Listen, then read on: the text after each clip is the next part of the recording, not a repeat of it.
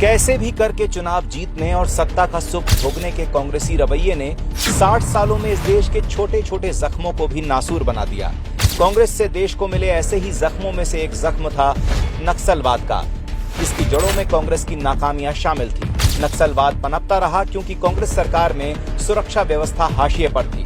नक्सली क्षेत्रों के विकास के नाम पर सौतेला व्यवहार हो रहा था और बच्चों की अच्छी शिक्षा का कोई इंतजाम नहीं था।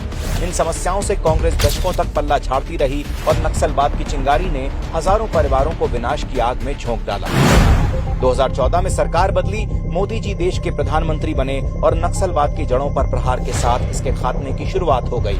एक समय था जब तिरुपति से लेकर पशुपतिनाथ तक के रास्ते को नक्सलवाद का रेड कॉरिडोर माना जाता था, जहां नक्सलवाद अपने चरम पर था, जिससे निपटने के लिए मोदी सरकार में सीएपीएफ के 194 कैंप लगाए गए। 30 सालों में पहली बार नक्सली घटनाओं में मरने वालों की संख्या 100 से कम हुई और नक्सलवाद सिर्फ 4 जिलों तक सिमट कर रह गया। 2014 से पहले नक्सली क्षेत्रों में सिर्फ 66 पुलिस स्टेशन बने थे, जबकि मोदी सरकार ने 10 सालों में 544 पुलिस स्टेशन बनाए।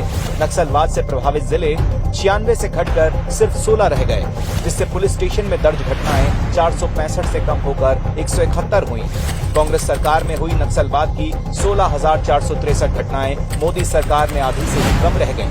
कश्मीर, नॉर्थ ईस्ट सहित कई क्षेत्रों के 13,000 नक्सली हिंसा के रास्ते को छोड़कर समाज की मुख्य धारा में शामिल भी हो चुके हैं। कांग्रेस की सरकारों में रुक चुका नक्सली क्षेत्रों का विकास आज मोदी सरकार में प्रगति के नए अध्याय लिख रहा है।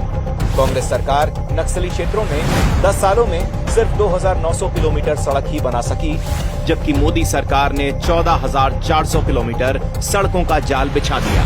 कांग्रेस राज में मोबाइल कनेक्टिविटी से अछूते रहे नक्सली एरिया में मोदी सरकार 6,000 मोबाइल टावर से कनेक्टिविटी प्रदान कर चुकी है। 2014 से पहले नक्सली इलाके में सिर्फ 38 एकलव्य स्कूल थे, लेकिन मोदी सरकार में 216 एकलव्य स्कूल स्वीकृत हो चुके हैं और शिक्षा के हथियार से नक्सलवाद की सोच का अंत हो रहा है।